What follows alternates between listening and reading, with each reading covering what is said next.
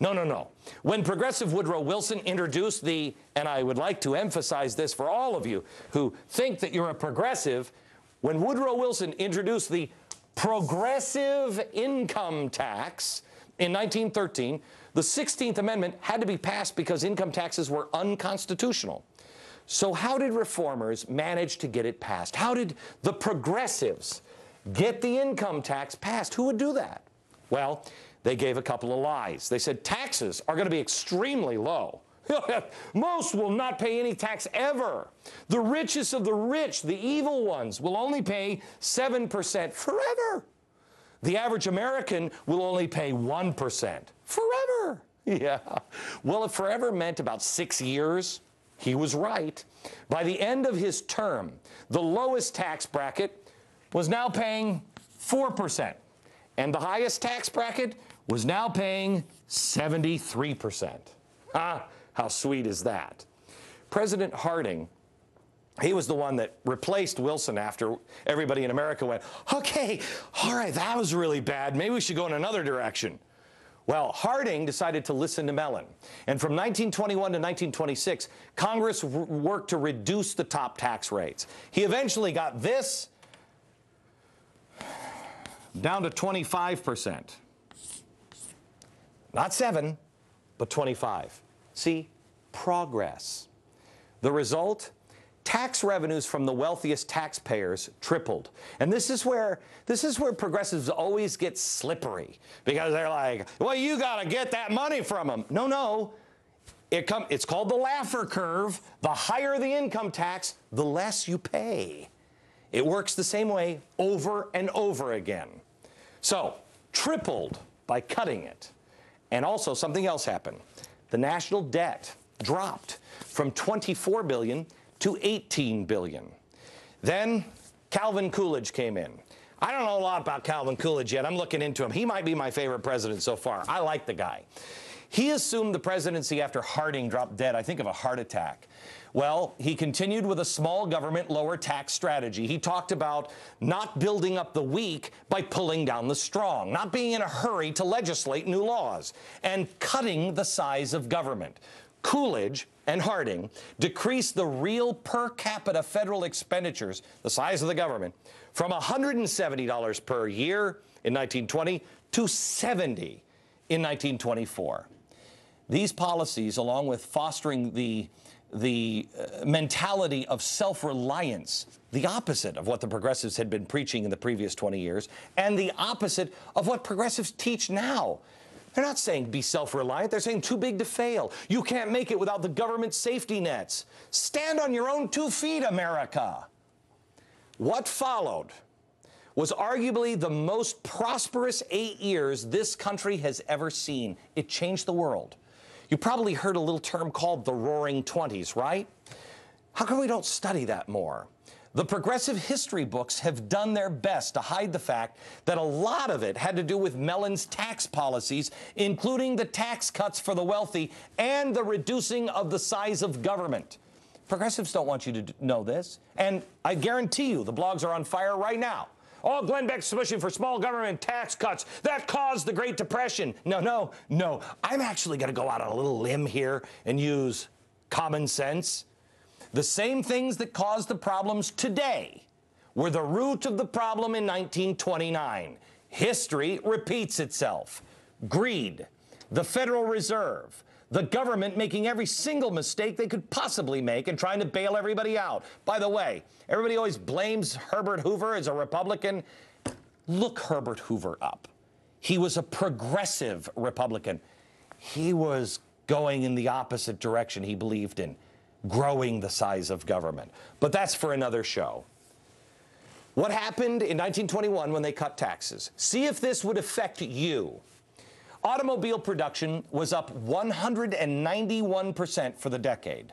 And while the elites bemoaned the wealthy fat cats and their automobiles, their appetite for driving created jobs. The demand for auto-related products skyrocketed. Do you think it was the rich that were in creating the metal and the lumber and the steel and the cotton and the leather and the paint and the rubber and the glass and gasoline? Companies had to be created to meet the demand. Who got the jobs? This is real lasting job creation through innovation. People had to be hired. Roads were being built. State highway construction spending increased tenfold between 1918 and 1930.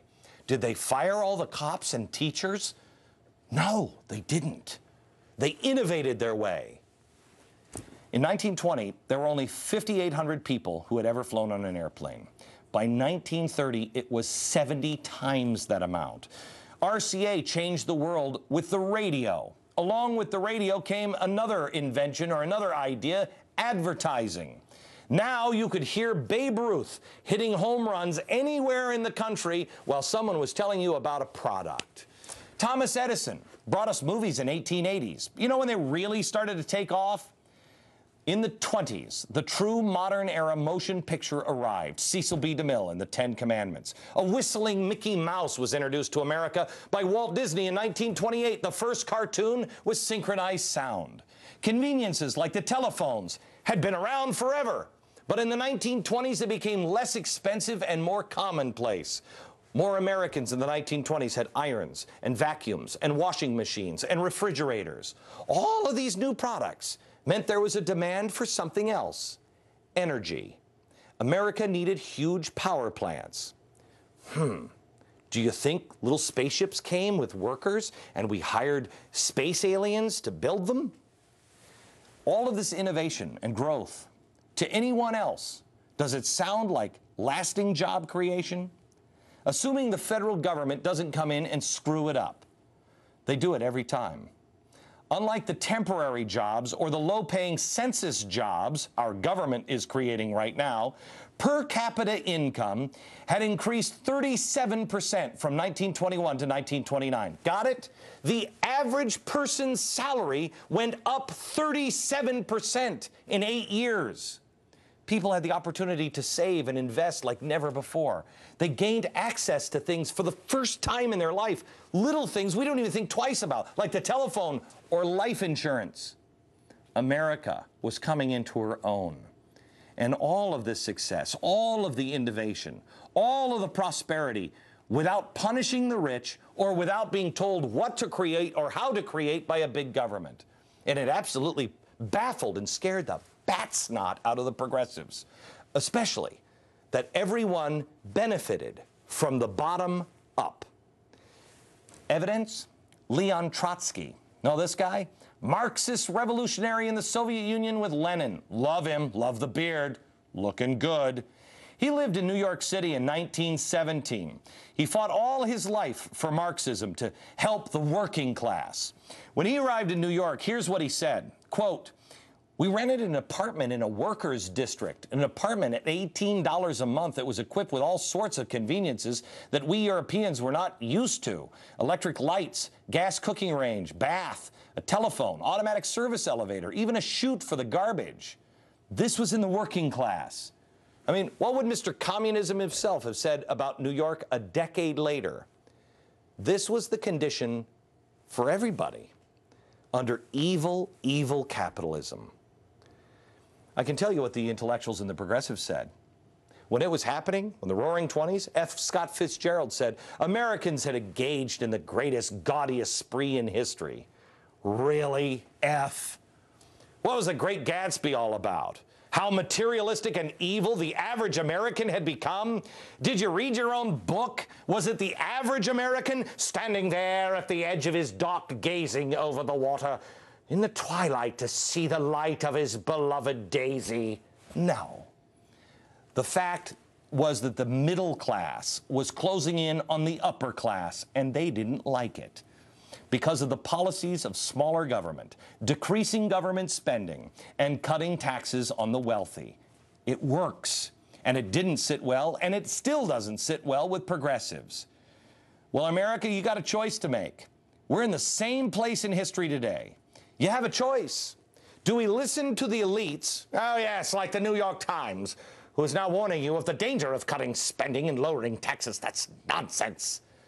Or do you listen to your own gut, your own common sense? These things are not magical, like they try to make it sound in Washington. They work in your own home.